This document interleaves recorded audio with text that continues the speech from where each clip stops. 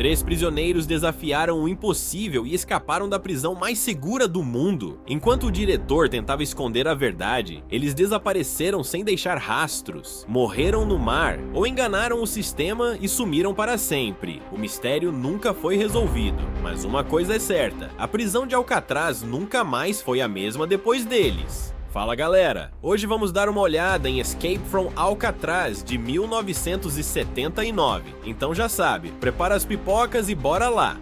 Bom, a história toda começa com Frank Morris, um criminoso astuto que estava sendo transferido para Alcatraz, uma prisão de segurança máxima localizada em uma ilha no meio do mar. Até aquele momento, ninguém jamais havia conseguido escapar de lá. No entanto, Frank era conhecido justamente por suas fugas. Ele já havia escapado de diversas prisões antes, mas fugir de Alcatraz, ninguém sequer ousava pensar nisso. Assim que chegou, Frank passou por uma revista minuciosa antes de ser conduzido à sua cela, onde, em teoria, passaria o resto de sua vida. No dia seguinte, durante o café da manhã, ele conheceu um prisioneiro idoso chamado Litmus, que tinha um rato como animal de estimação. Enquanto conversavam, Frank percebeu um outro detento chamado Wolf, que o encarava de maneira provocativa. Em vez de reagir, Frank ignorou a provocação e continuou conversando com Litmus. Pouco depois, Frank foi chamado para uma conversa com o diretor da prisão. Durante a reunião, o diretor o ameaçou, deixando claro que ninguém jamais escapara de Alcatraz e que ele não seria exceção. Mas enquanto o diretor falava, Frank discretamente roubou um cortador de unhas de sua mesa. Era um objeto pequeno, mas ele sabia que, em um lugar como aquele, qualquer coisa poderia se tornar valiosa. Assim que voltou para sua cela, escondeu o cortador de unhas dentro da Bíblia. Mais tarde, durante o banho coletivo, Wolf voltou a provocá-lo. Desta vez, Frank não se conteve, partiu para cima de Wolf e o espancou, ganhando rapidamente uma reputação dentro da prisão. Depois disso, ninguém mais se atreveu a mexer com ele. Com o tempo, Frank passou a frequentar a biblioteca da prisão, onde conheceu o bibliotecário English. English também cumpria prisão perpétua, e por isso havia desistido da ideia de liberdade, encontrando refúgio nos livros. Tanto Frank quanto English eram fascinados por história, o que fez com que se tornassem grandes amigos. Foi na biblioteca que Frank conheceu outro prisioneiro, Doc, um artista talentoso que passava o tempo pintando. Doc acreditava que Alcatraz poderia enlouquecer qualquer homem, mas a arte era sua maneira de manter a sanidade. Naquela mesma noite, um dos guardas ofereceu a Frank um trabalho de carpinteiro, que pagava 15 centavos por hora. Mas os problemas estavam apenas começando. Algum tempo depois, Wolf reapareceu, e desta vez estava armado. Ele tentou atacar Frank, mas Doc percebeu a movimentação e o alertou a tempo. Frank conseguiu se defender usando sua jaqueta para bloquear o golpe, e os dois entraram em uma briga violenta. Quando os guardas tentaram intervir, Wolf chegou a atacar um deles. Como consequência, tanto Frank quanto Wolf foram enviados para o confinamento solitário no Bloco D, um verdadeiro inferno dentro da prisão. Frank ficou furioso por ter sido jogado ali apenas por se defender. Durante 2 semanas, suportou o isolamento até finalmente ser libertado. Assim que voltou à ala principal, Litmus tentou animá-lo enviando-lhe um bilhete de boas-vindas, usando seu rato como mensageiro.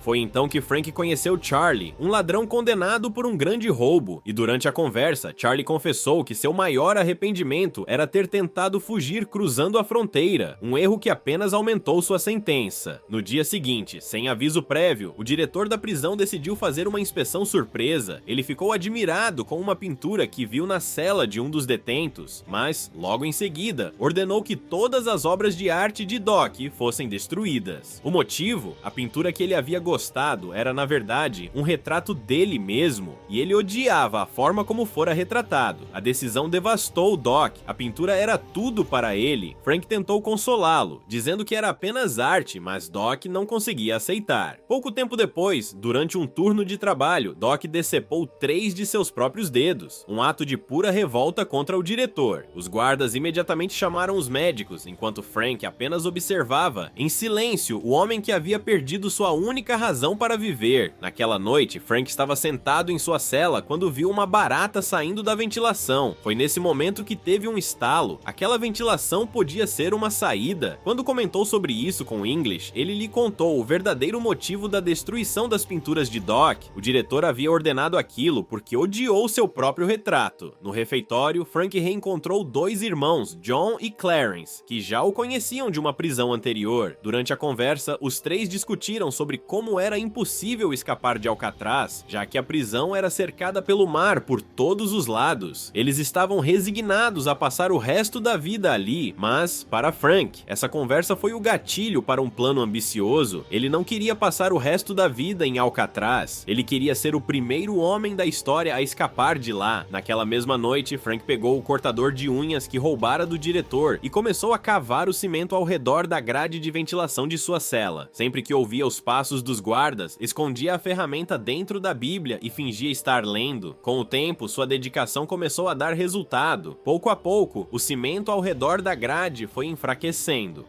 Bom, durante a visita com os familiares, English hesitava em falar com sua filha, pois ela havia crescido muito em sua ausência. Ele sentia um profundo arrependimento por não ter acompanhado a infância dela. Enquanto isso, ao se encontrar com a esposa, Charlie recebeu a notícia de que sua mãe idosa estava com a saúde deteriorada. Segundo os médicos, ela tinha apenas mais alguns meses de vida. Isso despertou em Charlie um forte desejo de escapar de Alcatraz. Na manhã seguinte, durante o café da manhã, Frank compartilhou seu plano de fuga com John e Charlie. Ele explicou que a água salgada e o tempo haviam enfraquecido a estrutura da prisão, tornando possível cavar o cimento ao redor das grades de ventilação e removê-las. A partir daí, poderiam usar essas aberturas para alcançar os dutos de encanamento e fugir. No entanto, a grande questão ainda permanecia: como atravessar o mar? Frank revelou que Clarence trabalhava no setor de vestuário da prisão e poderia roubar capas de chuva e um pouco de borracha e cimento aos poucos. Com esses materiais, Frank sabia como construir um bote salva-vidas e coletes de flutuação. O plano empolgou a todos e eles decidiram trabalhar juntos para colocá-lo em prática. Naquela noite, Frank, como de costume, estava em sua cela escavando o cimento. Dessa vez, Charlie ficou de vigia do lado de fora, garantindo que nenhum guarda percebesse. O problema era que a ferramenta improvisada, um cortador de unhas, era pequena demais, exigindo muito esforço e tempo para fazer qualquer progresso. Além disso, não era afiada o suficiente, forçando Frank a usar mais força, o que machucou suas mãos, causando cortes dolorosos. Na manhã seguinte, Frank compartilhou sua dificuldade com o grupo, e todos concordaram que precisavam de uma ferramenta mais eficiente. Foi então que ele teve uma ideia ao olhar para sua própria colher. Sem perder tempo, esfregou-a contra o sapato para sujá-la e chamou um guarda, reclamando que estava imunda. Os outros detentos apoiaram a queixa, pedindo que as colheres fossem trocadas. Sem suspeitar de nada, o guarda concordou. Ao irem até a recepção para trocar os talheres, John distraiu o guarda com uma conversa, enquanto Frank furtivamente enfiou uma colher extra no bolso. Mas isso ainda não era suficiente. Determinado a melhorar suas ferramentas, ele trocou suas rações de doces por 20 dias com Litmus em troca de mais materiais. Então, combinou a colher com um cortador de unhas e uma moeda para criar um instrumento mais eficiente que se mostrou muito mais útil do que o original. Nos dias seguintes, Frank percebeu que as grades da ventilação também estavam parafusadas, o que exigiria outra ferramenta específica para removê-las. Sempre que saía de sua cela, ele discretamente descartava o cimento escavado. Trabalhando na oficina de carpintaria, ele conseguiu fabricar uma pequena ferramenta sem ser notado. O problema agora era contrabandeá-la para fora da oficina sem ativar o detector de metais. Para isso, Frank segurou um pedaço de ferro enferrujado na mão. Quando o alarme disparou ao passar pelo detector, entregou o pedaço de ferro ao guarda, que acreditou ser o responsável pelo sinal. Enquanto isso, a ferramenta verdadeira estava escondida no sapato de Frank. Assim que chegou à cela, usou o novo instrumento para remover uma das grades, revelando um túnel de tubulação que poderia ser sua rota de fuga. No entanto, Frank sabia que precisavam de um plano ainda mais sofisticado. Foi então que decidiram criar cabeças falsas para enganar os guardas durante a fuga. John ficou ficou encarregado de recolher cabelos na barbearia da prisão, enquanto Charlie arranjaria tinta. Frank, com a ajuda de English, juntou jornais. Com os materiais em mãos, Frank misturou o papel com o cimento retirado da parede e moldou crânios humanos. Depois, aplicaram tinta e cabelo, criando cabeças falsas para serem colocadas nas camas enquanto fugiam. Para reforçar ainda mais o plano, Charlie criou réplicas das grades de ventilação. Quando fugissem, substituiriam as grades verdadeiras pelas falsas, impedindo que os guardas notassem a abertura imediatamente. Certa noite, Frank decidiu testar a primeira fase do plano sozinho. Ele usou a cabeça falsa e a grade falsa para cobrir sua ausência, subiu pelos dutos e chegou até uma porta de ferro, mas, ao tentar atravessar, percebeu que precisava de ajuda para abri-la. No mesmo instante, um guarda começou sua ronda, parando perto da cela de Frank. O momento foi tenso, mas, por sorte, o plano funcionou e o guarda não percebeu nada. Em troca de toda a sobremesa da cela, Litmus fez um acordo com eles. Então, para tirar o ventilador da sala sem chamar atenção, Charlie o colocou dentro de uma caixa de instrumentos, o que permitiu que saíssem facilmente. Assim que o ventilador caiu nas mãos de Frank, ele imediatamente começou a transformá-lo em uma ferramenta. Naquela noite, eles voltaram até o portão de ferro e, dessa vez, usando seu novo instrumento, conseguiram cortá-lo. O barulho foi alto o suficiente para chegar até os guardas, mas eles não deram muita importância e ignoraram o som. Enquanto isso, Frank e seus companheiros abriram caminho. Decidiram que na terça-feira à noite fugiriam da prisão mais segura do mundo, Alcatraz. Mas na manhã de terça, durante o café da manhã, Frank deixou uma flor sobre a mesa em homenagem a Doc. O olhar do diretor da prisão imediatamente pousou nela, e ele, sem hesitar, esmagou a flor, lembrando Frank das regras da prisão. O gesto revoltou Litmus mais do que qualquer um ali, e tomado pela raiva, ele avançou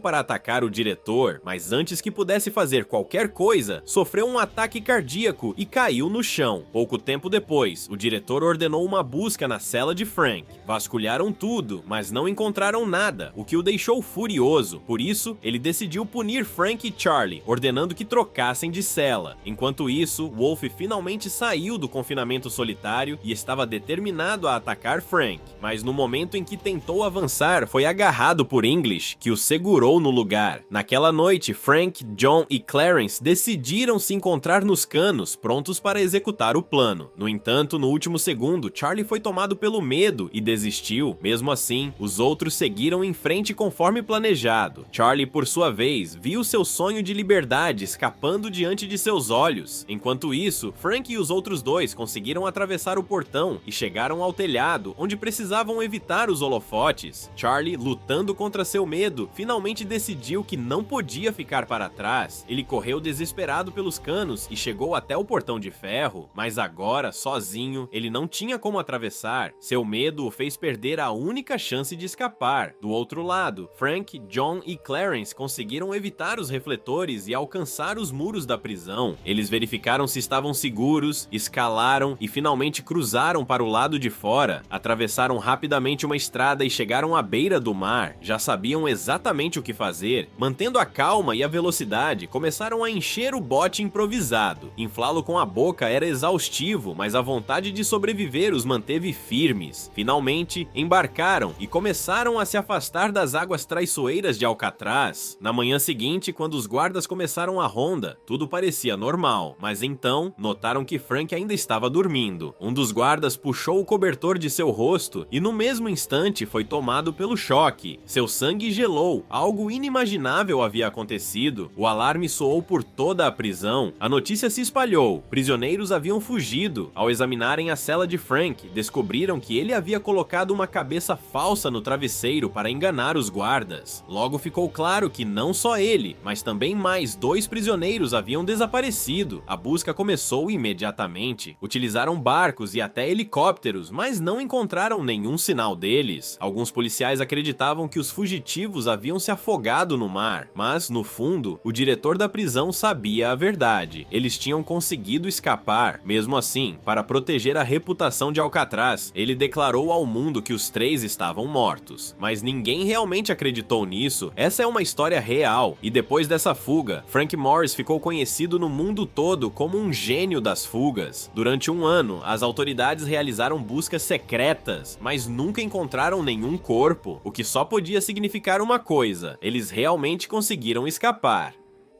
E você? Me conta aqui embaixo o que achou do filme. Eu te espero para o próximo vídeo. Muito obrigado por assistir e até mais!